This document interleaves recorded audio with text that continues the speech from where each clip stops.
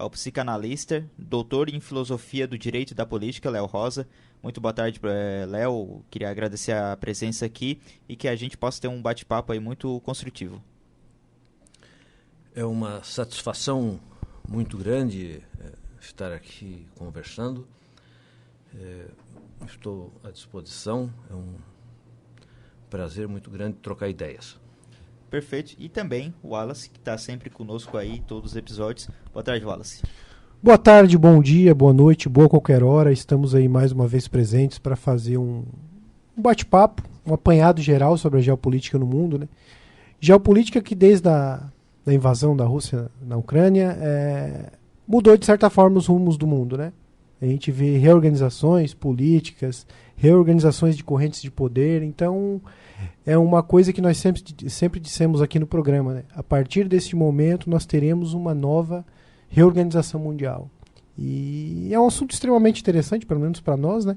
Esperamos aí fazer uma boa troca de ideias. Perfeito, né? Apresentados, iniciamos o podcast, então, como ela se mencionou, né? Falando um pouco sobre geopolítica, sobre política internacional, que ela mudou muito, né? Já pegando gancho na fala inicial do Wallace, ela mudou com a situação da guerra entre a Rússia e a Ucrânia, e no meu ponto de vista ela ganha novos contornos com esse conflito entre Israel e Palestina que a gente tem acompanhado e que, pelo visto, está muito longe de ter alguma solução, né? Tem sido, né, durante os últimos dias, últimas semanas, o assunto mais debatido em âmbito geopolítico, né? Eu queria iniciar esse podcast já perguntando para o Léo Rosa, a sua visão, né, a sua posição a respeito desse confronto, esse conflito que ele vem se arrastando aí já há bastante tempo, há muitas décadas, né, de confronto entre Israel e Palestina, que pelo visto está longe de acabar. Praticamente desde que o Estado de Israel foi criado, uma situação de conflito vem sendo observada naquela região.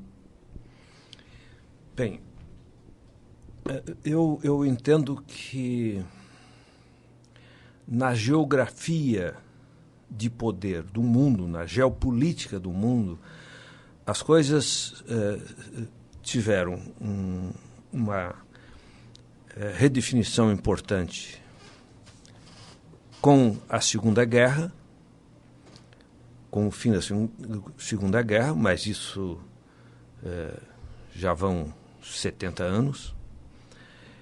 Ela teve depois uma segunda redefinição fundamental com a queda do Muro de Berlim, né, ou seja, com o fim da União Soviética.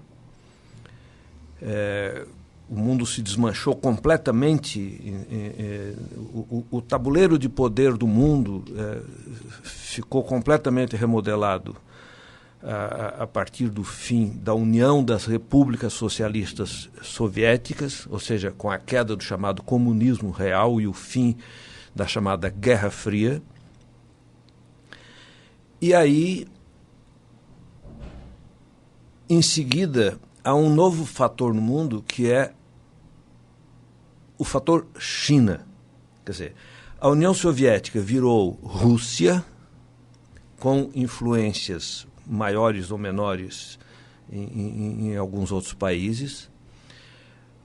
Os Estados Unidos permanecem um poder ainda superior aos demais, porém os demais têm poder suficiente para a destruição recíproca de quem quer que seja que entre numa guerra atômica. E a entrada da China como um país com poder efetivo militar, atômico e populacional e econômico, embaralhou o mundo completamente. Agora, a questão específica do Oriente Médio, ela não é como várias pessoas dizem, e como tu disseste, ela não é a partir da criação do Estado de Israel. Quer dizer, a criação do Estado de Israel após a Segunda Guerra foi a consubstanciação de uma tentativa de retorno milenar de judeus para aquela região. Então, assim, nota, nós temos uma guerra na Ucrânia com a Rússia violenta, de um morticínio terrível, pouquíssimo falado. As pessoas, nem os noticiários estão cuidando mais devidamente do assunto. E é uma guerra perigosíssima, violenta, que envolve a Rússia e a chamada OTAN. O que é a OTAN? É a sobra dos países ocidentais da Guerra Fria, porque a outra parte era a União Soviética, que desmanchou-se. A OTAN permaneceu íntegra. O que é a OTAN? É a organização dos países poderosos do norte, ou seja, os países ricos. Bem, mas nesta guerra, mesmo com esse potencial de força de ambos os lados envolvidos, ninguém fala. Não é assunto de internet, etc. Já a guerra do Oriente Médio, esta guerra que está mostrando a sua violência, ela é uma guerra que ela vem do Abraão. Compreende? Essa guerra ela é contada de 1000 em 1000 anos. Tá? Então você tem lá um sujeito chamado Abraão que faz um filho com a escrava. Note que o fundador da nossa religião tinha escravos e usava. Ele fez um filho com a escrava. Quando nasceu um filho com a própria mulher, ele pegou o filho da escrava, mais a escrava, mandou o deserto adentro. Ismael, que fundou lá o seu sistema de poder depois, porque sobreviveu ao deserto. Depois o filho do Abraão com a Sara, que é o Isaac, fundou outra tribo, e também há o contexto de um senhor chamado Moisés, que saiu do Egito, foi em direção a determinada terra que ele entendia que a divindade dele mandou ele tomar, ele foi, tomaram a terra, e desde então estão brigando. Isso não é de hoje. Essa guerra é uma guerra de deuses. É uma guerra de deuses. Então, a cidade principal que tem lá, que é Jerusalém, por exemplo, ela é importantíssima para os cristãos, porque foi lá que Cristo morreu e teria sido enterrado, teria subido aos céus, etc. Ela é fundamental para os judeus porque foi a terra que a divindade deles, o Jeová, deu para eles. Tanto que eles dizem que não precisam de escritura porque no sentido de documento, né, porque a divindade é que traçou o mapa. E ela é fundamental para os islâmicos porque foi lá que Maomé também subiu ao céu, etc. Então, é uma guerra de deuses. Cada um crê no seu, cada um acha que o seu é o único, cada um acha que o seu tem mais importância e há uma tensão permanente. Então, por exemplo, os judeus foram expulsos de lá em torno do ano 70 da nossa era. Tá? Mas, desde então, eles são um povo expulso, com vontade de voltar. Bem, é claro que, nesse meio tempo, outros povos palestinos, inclusive, palestino, não sei se vocês sabem, são os filisteus. Filisteus, filistinos, palestinos. Okay? Eles vivem na região e vivem legitimamente. Então, daqui a pouco, vem um acordo político da ONU que tentou acomodar tudo isso, mas tentou acomodar com riscos no mapa. Estes riscos no mapa, feito pelo poder de uma orquestração mundial da ONU, ela não atende às crenças religiosas de quem acha que tem aquilo porque a sua divindade deu, o outro porque a divindade tirou, outro porque a divindade morreu, outro porque a divindade subiu ao céu. Então, é uma guerra permanente. E note, é tão interessante que o Hamas, por exemplo, jogou cerca de 10 mil bombas em cima de Israel. Tá? Cerca de 10 mil bombas em cima de Israel. Tá? Por que não tirou Israel do mapa? Pelo um sistema de defesa inteligente feito com algoritmo, inteligência artificial, etc., que faz uma defesa muito bem orquestrada. Mas ninguém joga bomba em Jerusalém. Por que ninguém joga bomba em Jerusalém? Porque é uma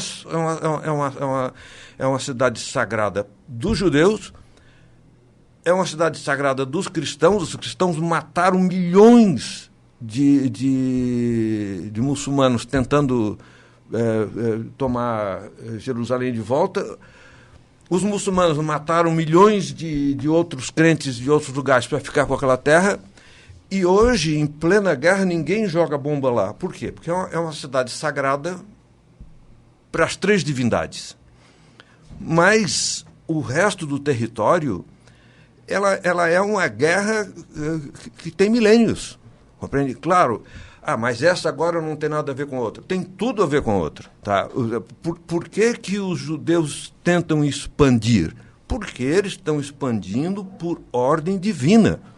Por que o Hamas quer o poder e quer se manter, está lá desde que ganhou uma eleição e nunca mais permitiu fazer outra eleição? Porque eles têm uma tarefa divina de dominar aquilo e matar os infiéis. Então, é uma guerra religiosa. É uma guerra religiosa, então, assim, alguém dá palpite que vai arranjar uma solução, que vai arranjar um acordo, o nosso presidente aqui mandar uma nota para a ONU. Isso tudo é uma coisa que estabelece uma grande falta de noção. A meu ver, estamos em guerra, né? O Oriente Médio está em guerra, não é uma solução fácil, e é muito tranquilo alguém daqui dizer o que deve ser feito ou não deve dizer de ser feito. Isso não existe. Compreende? Quer dizer, são pessoas que estão em guerra porque querem estar em guerra, cada um com as suas razões de estar em guerra. Eu não acho que essas razões sejam razoáveis, mas eles acham. Tá? E aí eu vejo na internet, alguém põe uma foto de uma criancinha judia de mão dada com a criancinha palestina. Ok, eu acho que isso é legal, é uma boa vontade. Mas isso não vai fazer cena.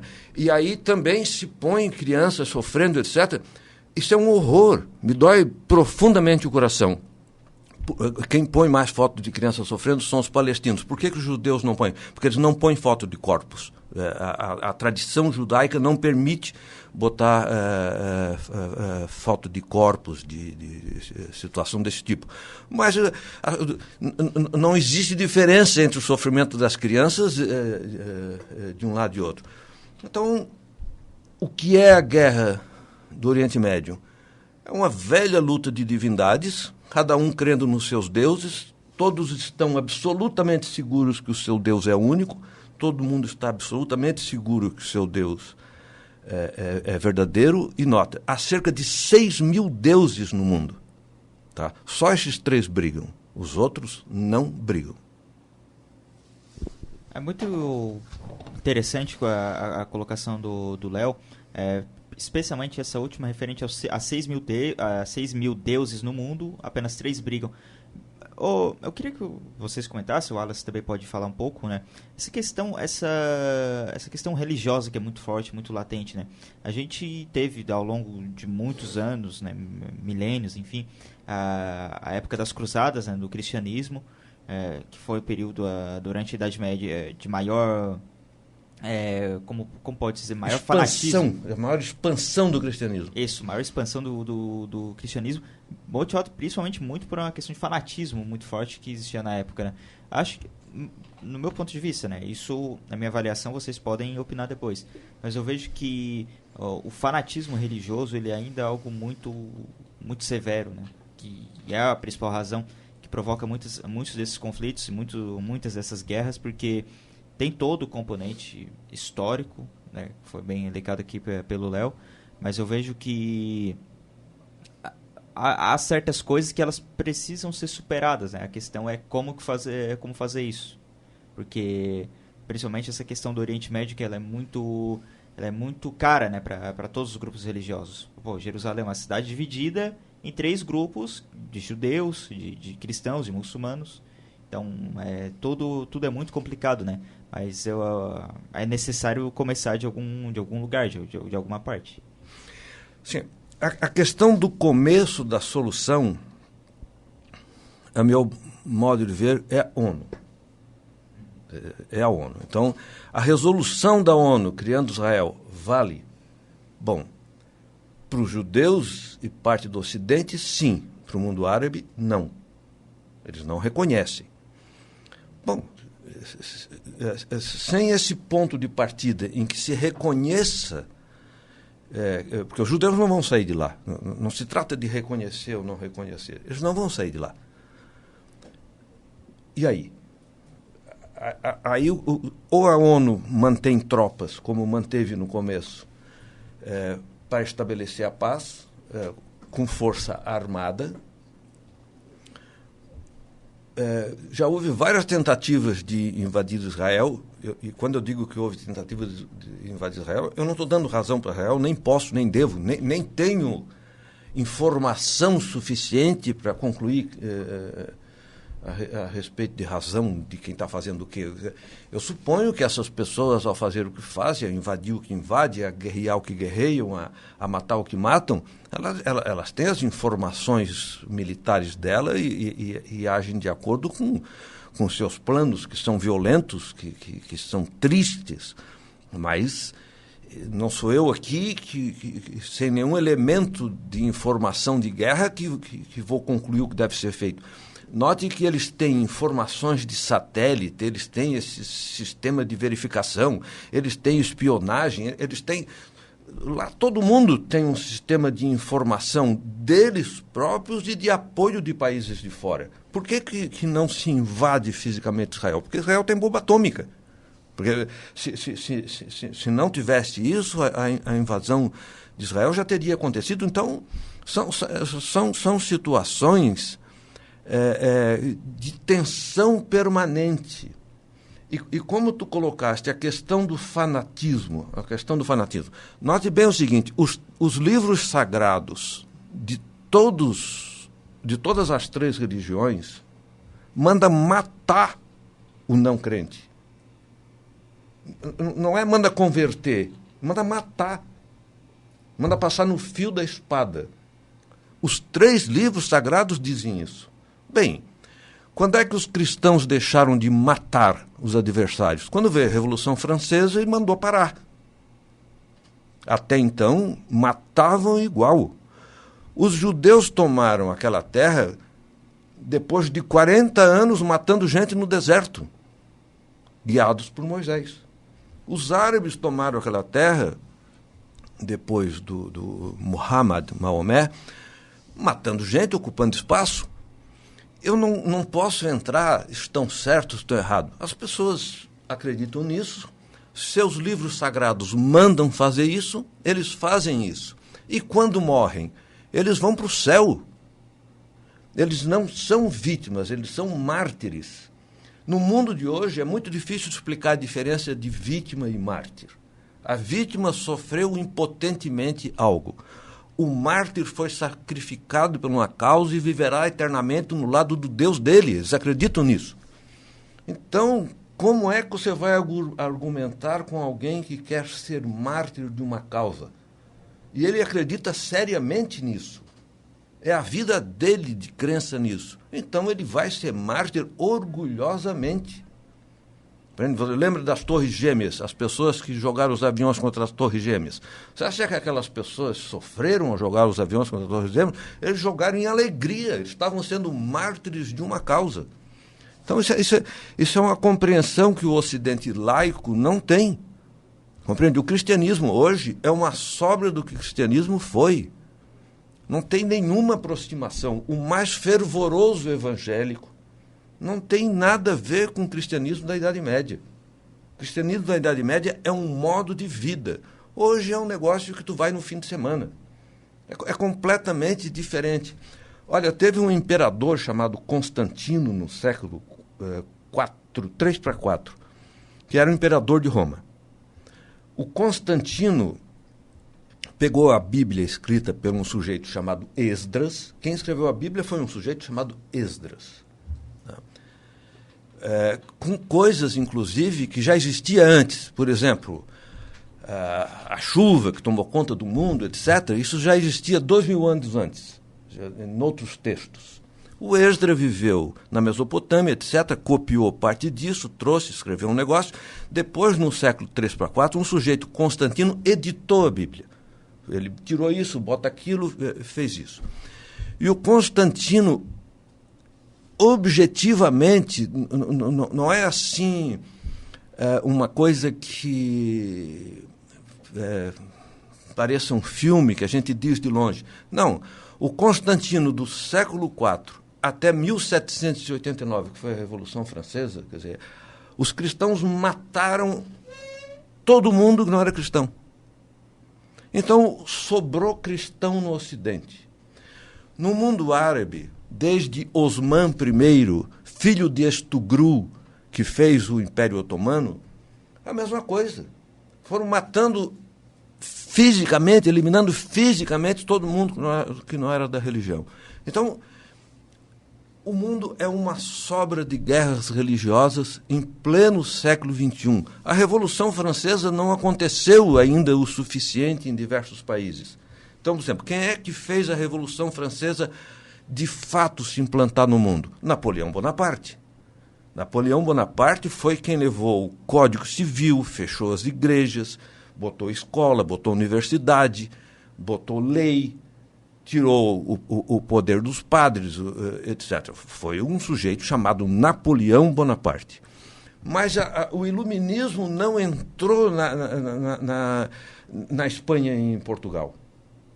Então, a tradição... Por quê? Porque Napoleão acabou não tendo tempo, foi se meter a guerrear com a Rússia, etc. Acabou perdendo força, não conseguiu levar o iluminismo para Portugal e Espanha. Então, aqui, na América Latina, etc., nós não temos nem mesmo iluminismo suficiente, nem mesmo a revolução chamada burguesa iluminista se assentou suficientemente aqui. Compreende? Então, você vai na Finlândia, Noruega, Holanda, etc., você tem 90% de pessoas não religiosas e tem muita universidade. Pouca cadeia, pouca corrupção. Você vai na América Latina, etc., e alguns países da borda da Europa, você tem 90% de religiosos, ao contrário dos países desenvolvidos. E o que é que acompanha nos países religiosos? Os países religiosos têm um problema interessante. O religioso não é agente da história. O religioso tem uma divindade que é o agente da história. A vontade que incide sobre a história é o da divindade. A vontade que incide sobre a história não é de responsabilidade da pessoa. A pessoa está aqui para ver se vai para o céu ou para o inferno, e não para fazer a responsabilidade sua pela história. Bem, então você tem uma série de problemas nesse tipo de país que você já não tem mais noutros países do centro europeu, no Canadá, no Japão, na Finlândia, na Noruega, onde você quiser. Então, interessante pensar, né, nos cunhos de moldes do mundo em que vivemos, né, e historicamente retornar ao passado e ver que a religião foi o campo linguístico que organizou a sociedade. Sim. Se a sociedade está organizada até certa forma, foi porque existiram agentes que castraram o ser humano. Se você não fizer isso, vai morrer. Se você não matar o outro, ele vai te matar. É muito, desculpa interromper, Wallace, mas é muito próximo do que o Yuval Harari, ele menciona no livro Homo Deus sobre a influência da religião, sobre as pessoas, que a religião ela tem esse poder. E é engraçado o conceito de religião dele, que ele coloca a religião como qualquer crença em uma realidade intersubjetiva, que seria uma crença comum de todas as pessoas, não necessariamente religiosa, mas uma crença num Estado, por exemplo, numa ideologia, tem o papel de direcionar o pensamento humano. Pode continuar. Sim, para não perder a oportunidade da tua intervenção, para o Harari, por exemplo, o comunista, Não o sujeito que quer distribuir renda, não o sujeito que quer mais igualdade na sociedade, mas aquele comunista que acha que vai ter uma revolução do proletariado, que vão tomar os meios de produção e que vai acontecer porque é científico, porque um Deus chamado Marx disse, isto é religião igual. É religião igual. O que não retira o fato de o Marx ter razão que o mundo é injusto.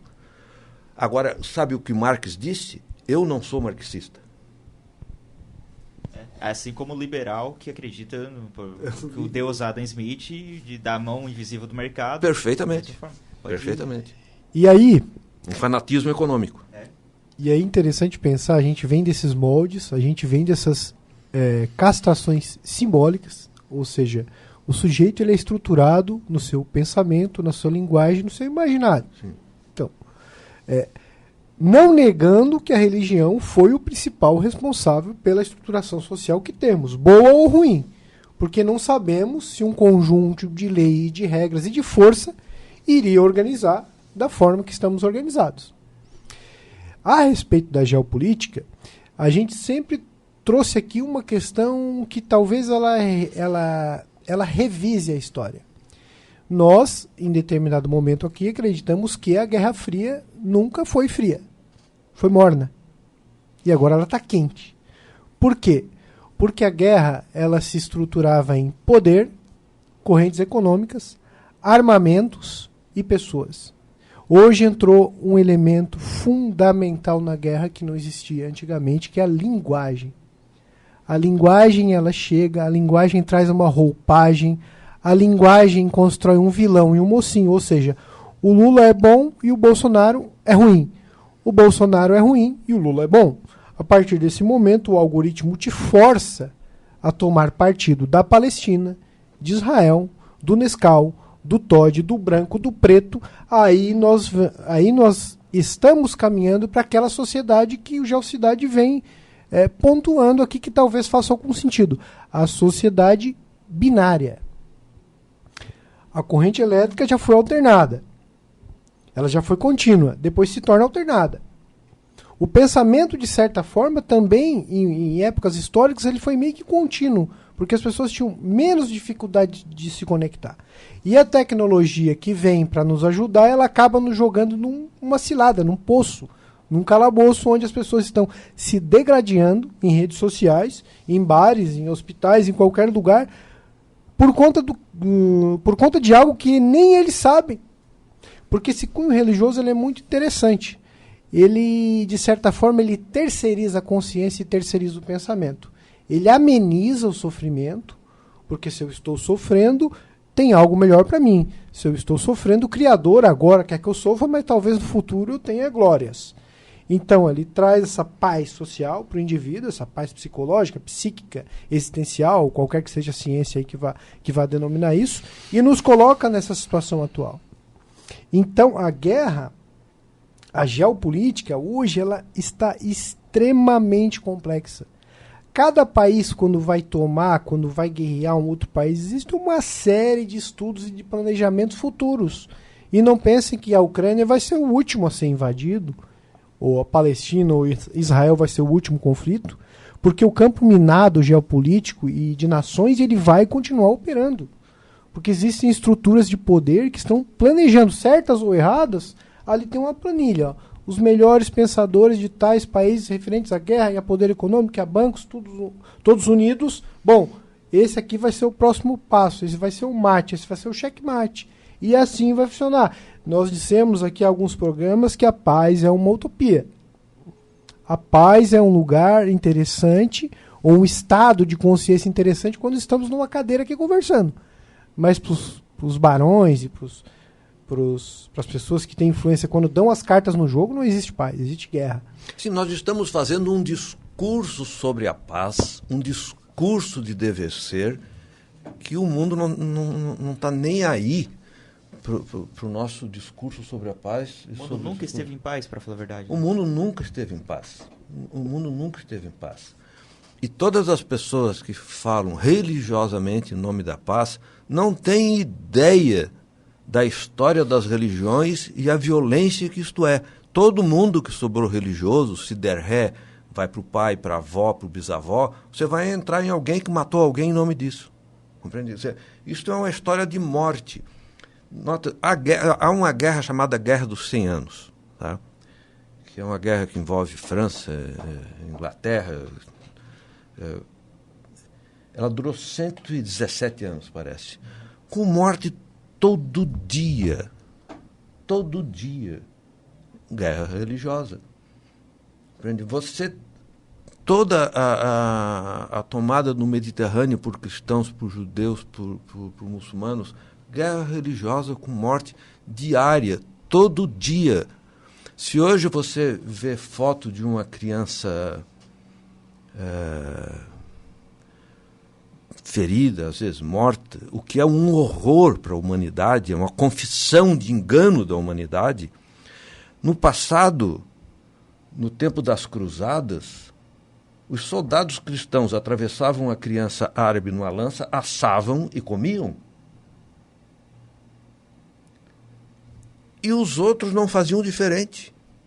E você compreende o nível de maldade? Então, assim, quem é que acabou com isto, que botou uma ordem no mundo? Foi a Revolução Liberal Francesa de 1789, a independência americana, que começaram a fazer uma ordem jurídica no mundo, substituindo a ordem religiosa. A ordem jurídica do mundo é boa, é a solução? Evidentemente que não. Mas a história não tem bom e mal. A história tem mudanças que vão se assentando, melhorando as coisas, muito aos poucos, porque, como tu colocas muito apropriadamente, o humano ele raciocina por narrativas, por discursos, por falas. Então, ele interpreta o mundo. E ele interpreta o mundo com o quê? Com elementos valorados que são dados para interpretar.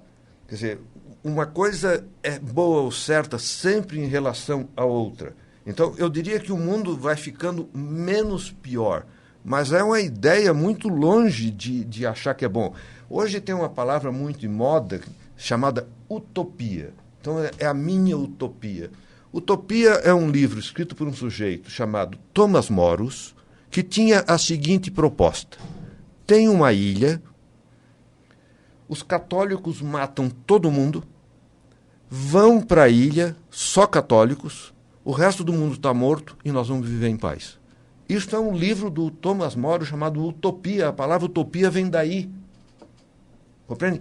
Então, nota que as propostas que têm cunho religioso são sempre malucas assim. Compreende? Nós estamos certos, nós temos uma divindade, elimine-se o outro.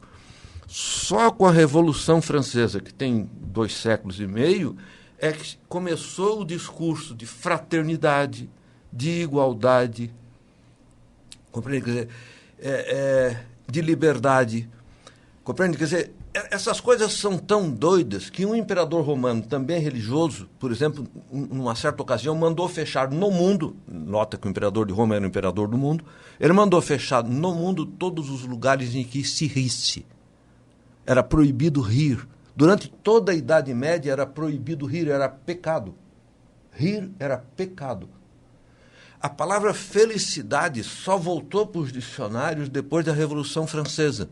A única Constituição que declara o direito à felicidade é a americana. Porque você não está no mundo para ser feliz, você está no mundo para sofrer para qualquer uma das 3 divindades que estão em guerra. Porque você vai ser feliz quando ganhar o que foi prometido pela religião. Mas é uma felicidade que não é uma felicidade como você pensa, que não é uma festa, é uma felicidade de submissão à tua divindade. Compreende? Não é uma felicidade como as pessoas imaginam que vão tomar uma cerveja, comer uma carne, fazer uma... Não, felicidade religiosa é felicidade de submissão à sua divindade. É uma felicidade completamente diferente. É a felicidade da Idade Média, não é a felicidade nossa hoje. Não, são 2 palavras completamente diferentes. E no meio dessa seara, né, a Revolução Francesa ela teve esse impacto, né, realmente, e a gente também, avaliando o contexto da época, tinha a questão do iluminismo, né, das ideias que iam meio que na contramão daquela ideia de que a religião ou Deus explicava tudo, e até em razão disso o nome, né, iluminismo. A ideia era como iluminar, né, iluminar o pensamento da população na época. Mas o que aconteceu, professor, aliás, Léo, você mencionou que a Revolução Francesa não chegou ainda no ápice em regiões como no Oriente Médio, como Israel, como na Palestina, enfim, esses locais onde ainda nós observamos conflitos por causa de religião. Por que não aconteceu ainda esse despertar, esse iluminismo em determinados locais do mundo, que as pessoas ainda têm essa visão, esse pensamento muito voltado ainda para a religião? Olha, eu advoguei muitos anos e fiz minha carreira acadêmica em Direito. Mas depois eu resolvi estudar Psicologia e depois resolvi estudar Psicanálise. Psicologia é uma ciência laica. A psicanálise é uma criação do Freud, ateu. Leitor de Darwin, ateu. Correspondente do Einstein, ateu. Pois muito bem, quando eu estudei psicologia, um dos meus primeiros professores era padre. Porque há um sistema de poder medieval que sobrou. Então, por que não existe isso na Finlândia, Noruega, Dinamarca? Porque eles são de herança viking. Compreende? A tradição deles é viking. A nossa tradição é cristã. Então, domingo agora, haverá algumas pessoas indo para a biblioteca, se tiver alguma aberta, e milhões de pessoas estarão indo para lugares sagrados, para templos, etc. Vão lá, vão orar, vão levar mãezinho, paizinho, vão levar sua criança que acabou de nascer para ser batizada e ser torcida até restar crente em alguma coisa. Então, assim, por que esse poder permanece? Porque as pessoas repetem, é um discurso circulante na sociedade, esse discurso alcança as pessoas repetem. Se tu tiveres uma criança hoje, um filho, uma filha, nasce essa criança, o que ela vai pensar quando tiver 18 anos?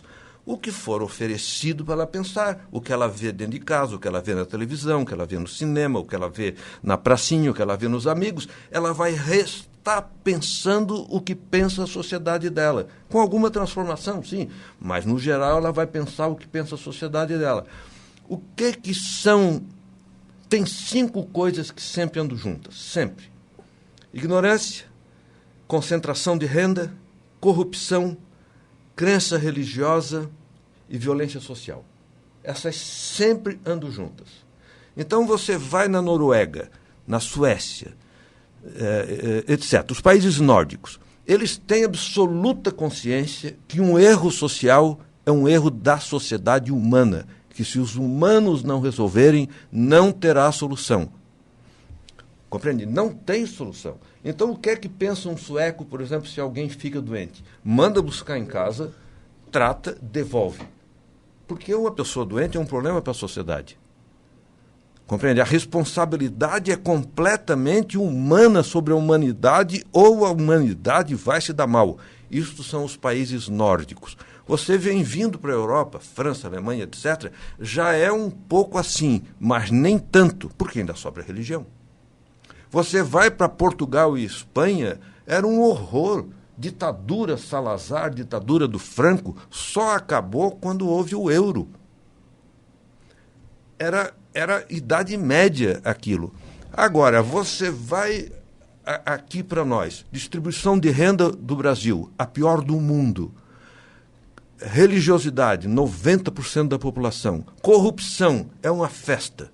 Filho do Bolsonaro se justifica, filho do Lula se justifica, o meu governante é corrupto, mas o teu é mais corrupto do que o meu. É um absurdo. Universidade aqui, você tem 130, 140 universidades. Você tem cerca de 50, 60 igrejas sendo abertas por mês. Teve um tempo que você abria uma igreja por minuto no Brasil. Então, assim, quantas universidades? 100 e poucas. Quantas igrejas? vai contar em Tubarão. Eu acho que tem mais igreja em Tubarão do que universidade no Brasil. Compreende? Então, assim, o que fazer com isso? Livro. Compreende? Bons vídeos, bons filmes, boas conversas. Mas só que é pecado o que eu estou dizendo. Eu vou para o inferno com o que eu estou dizendo. E aí, isso são situações muito complicadas de viver em sociedade. Vai ser político dizendo o que eu estou dizendo? Não, você não vai ser político dizendo o que eu estou dizendo. Entendeu? E se você disser, acabou a sua carreira política. Isso me remete a alguns programas que nós comentamos aqui. Na minha opinião, o principal mecanismo de controle social é a fome. A fome, ela é um projeto. A fome, ela é uma ideia. A fome é forte, porque a fome, ela mantém o cidadão no seu segmento. Um sujeito com fome não filosofa, dificilmente. Um sujeito com fome, ele busca subsistência. E o que sobrar, não dá para buscar conhecimento. Por isso que tu associou esses 5 fatores. Porque para produzir fome, eu tenho que manter o meu sistema funcionando, o meu sistema político, que dá uma migalha de pão, mantém o sujeito ativo e vivo, naquela esperança de que amanhã ele vai ter mais um pouquinho, então ele está nessa cadeia. Vivo o suficiente para produzir. Ele está se retroalimentando do que o sistema proporciona para ele. Nesses países escandinavos, por exemplo, o sujeito tem diversos programas que o brasileiro não tem nem conhecimento. Vale cultura, vale livro. Eu já vi diversas publicações. O sujeito é incentivado a ir num teatro, porque dali sai uma produção científica, porque dali sai um filme. O sujeito é incentivado a buscar um laboratório, porque em cima de uma mesa, uma criança de 10, 12, 13 pode ter um insight em cima do microscópio. E era assim que era feita a ciência na Idade Média. O sujeito com pouco recurso, mas com muita ideia, com muita criatividade. E religião, destacando que a religião em si, ela não é responsável pelo mal. É a cooptação da ideia religiosa. Ou seja, a ideia religiosa penetra no sujeito, estrutura o sujeito, diz o que é bom, o que é ruim, e o sujeito começa a operar a partir do outro. E esse outro, muitas vezes, nem é Deus, ele é reproduzido pelo pastor, reproduzido pelo padre. Mas não existe a divindade sem a reprodução do pastor. Exatamente, e do padre. Mas se pelo menos as pessoas seguissem mais ou menos, ou perto do que é a ideia religiosa, poderia ser diferente. Eu penso que se seguisse exatamente a ideia religiosa, estaríamos em guerra.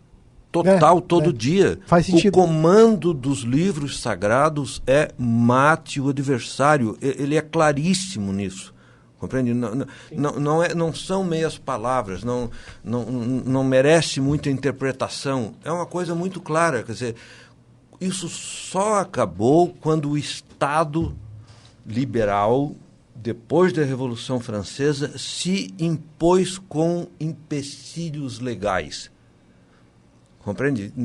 Não existe em nenhum lugar em que você, fora do sistema de codificação legal típica dos códigos que proíbe, do judiciário, etc., é guerra.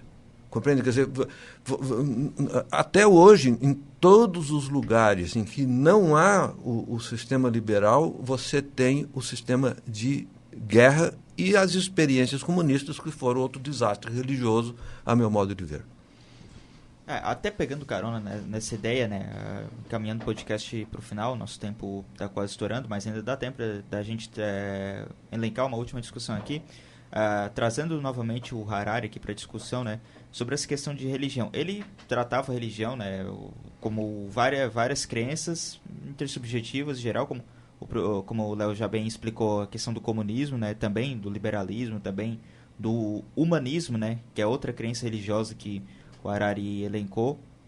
E trazendo essa discussão para cá, a gente sempre tem uma necessidade de crença, uma necessidade de acreditar em algo acima de nós, por uma questão até de medo, Medo talvez da morte, medo do futuro, né? Do que pode acontecer com a gente quanto seres humanos, limitados, frágeis em determinados aspectos.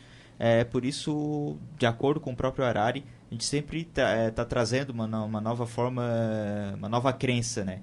Para ser digamos, bola da vez. E atualmente a gente vê uma diminuição, né? Comparado a algumas décadas, de crenças religiosas, como na questão do cristianismo, que já foi muito mais forte no mundo ocidental. E hoje já temos muitos países, como os países nórdicos, como o Léo destacou aqui, que não tem essa visão religiosa tão aflorada, mas a gente ainda a gente vê, né, crescer cada vez mais outros tipos de crença, substituindo, né, crença na política, crença em determinada ideologia. Então, uma última provocação aqui para a gente encaminhar o podcast para o final. Vocês dois podem comentar.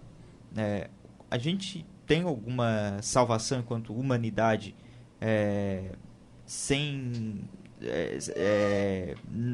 conseguir viver sem determinado tipo de crença, apenas baseado no que nós temos de conhecimento, do que nós podemos fazer, sem ter uma crença em cima disso?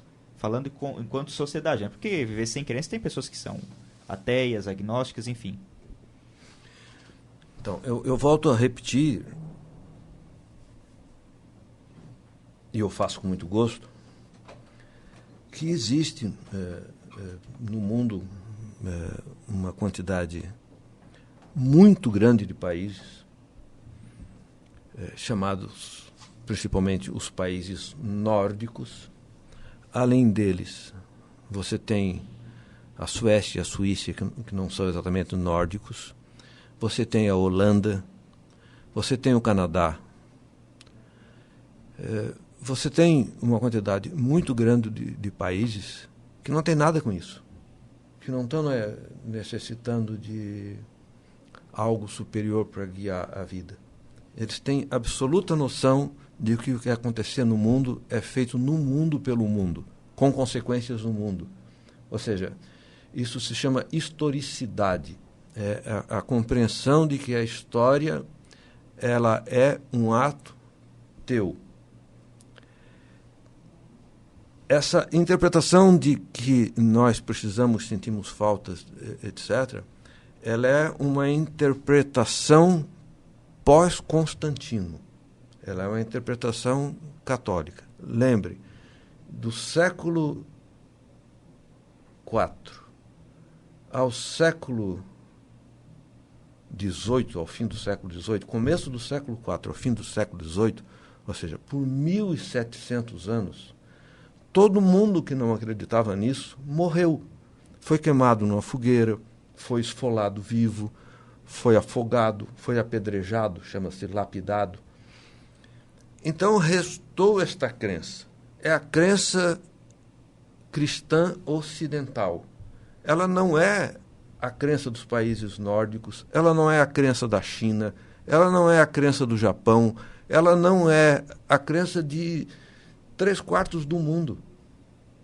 Então, nós, quando nos preocupamos com certas faltas, é o que o Wallace disse, você, sociedade, foi emprenhada de um discurso explicativo do mundo, você leu o mundo com estes instrumentos, com esse instrumental teórico religioso posto na tua cabeça, e você tem esta compreensão. Mas eu queria insistir nisso.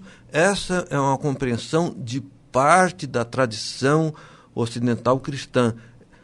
Toda a China não acredita nisso. Praticamente todo o Canadá não acredita nisso.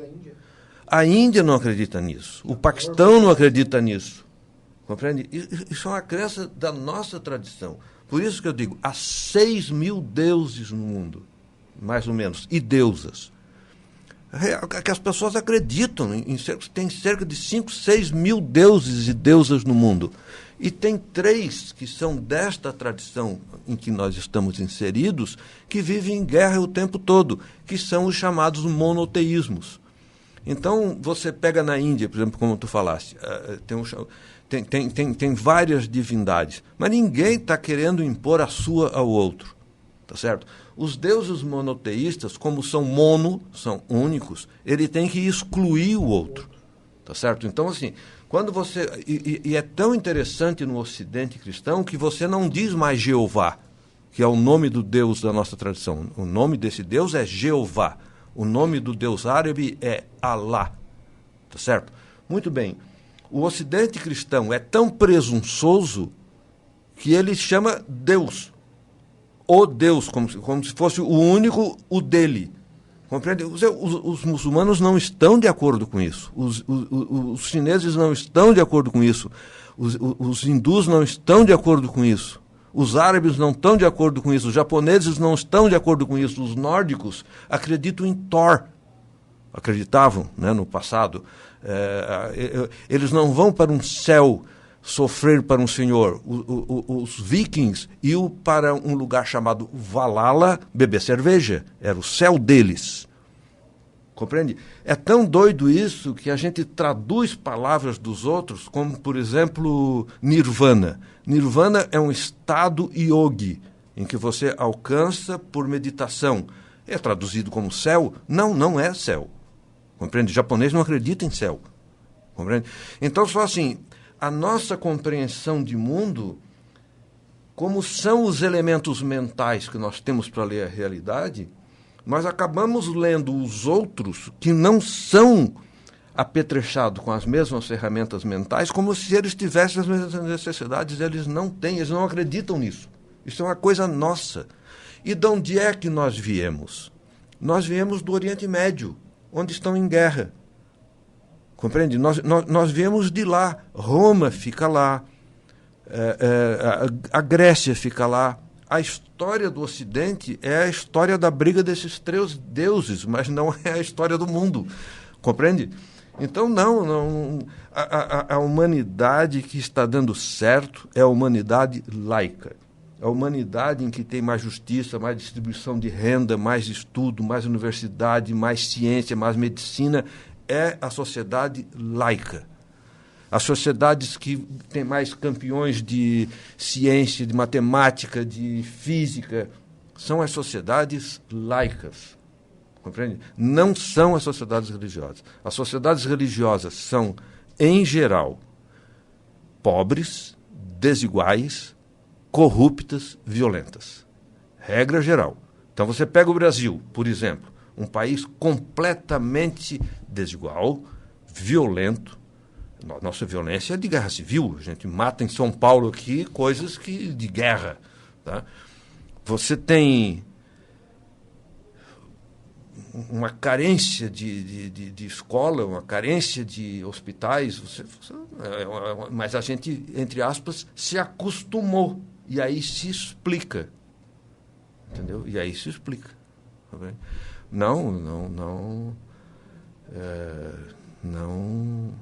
Não é preciso ser assim. Há outros modos de viver que dão certo no mundo, em que as pessoas não vivem em guerra. Você já ouviu falar em guerra de país nórdico? Compreende? Claro que houve no passado, mas há muitos anos não tem guerra em país nórdico. Compreende? Porque eles têm mais o que fazer, tem outros modos de solucionar a vida. O nosso modo não deu certo, e acho que insistir nele é insistir numa coisa que não funciona. Então, gostaria de agradecer demais ao professor Léo Rosa por comparecer ao programa. Foi extremamente rico, extremamente complexo. É justamente o que a gente busca aqui no Geocidade, porque nós sempre falamos, somos uma espécie de formiguinha que busca abrir brechas para que o pensamento entre na consciência das pessoas, né? É uma escolha difícil refletir, é uma escolha difícil pensar sobre os modelos do mundo, é uma escolha difícil pensar que o mundo talvez seja injusto, e é muito mais difícil saber que nós contribuímos em momentos para que essa injustiça aconteça. Porque o sujeito que abdica do pensamento, ele traz o outro para dominar o seu. Porque ele simplifica a sua consciência. Não, o outro está certo, o outro é mais inteligente, o outro chegou lá, eu não vou chegar. então o outro é melhor. E nós temos essa estruturação social de domínio. Não é à toa que os grupos eles se reúnem com determinadas características. Ou seja, quando o pensamento religioso ele é amplo, ele tende a trazer mais pessoas. E como a igreja, a gente sabe, perseguiu diversos cientistas, diversos acadêmicos, diversas pessoas que pensavam diferente, filósofos, isso não era bom para a quebra desse paradigma religioso. Então, mais uma vez, agradecemos também ao ouvinte, né? Bate-papo super interessante. E até a próxima edição do Geocidade. Perfeito, Léo. Muito obrigado. Bom, eu agradeço muito. Acho que se houvesse mais programas como esse que vocês sustentam com essas conversas, com essas trocas de ideias, já ouvi outros programas de vocês, eles são sempre inteligentes. Eu acho que a perspectiva de mundo seria outra. É interessante. O nome disso é iluminismo. Não que seja o iluminismo lá da França de 2 séculos. Não mas que a gente seja muito iluminista, né? Mas a gente tenta... Mas isso é iluminismo. Isso é... Você não tem que concordar com todo mundo que senta aqui para dar entrevista. Mas ao convidar pessoas que pensam diferentes para esfregar suas ideias umas nas outras e daí nascerem outras ideias, isto é exatamente iluminismo. Tem um pequeno texto, que deve ter 10 páginas, escrito por um sujeito chamado Kant, que o nome do texto é O que é Iluminismo. Eu acho que todo mundo deveria ler esse texto. E há um outro texto fundamental que se chama Manifesto do Partido Comunista, escrito pelo Marx e Engels. Não, eu não sou de nenhum partido comunista, mas o texto é fundamental.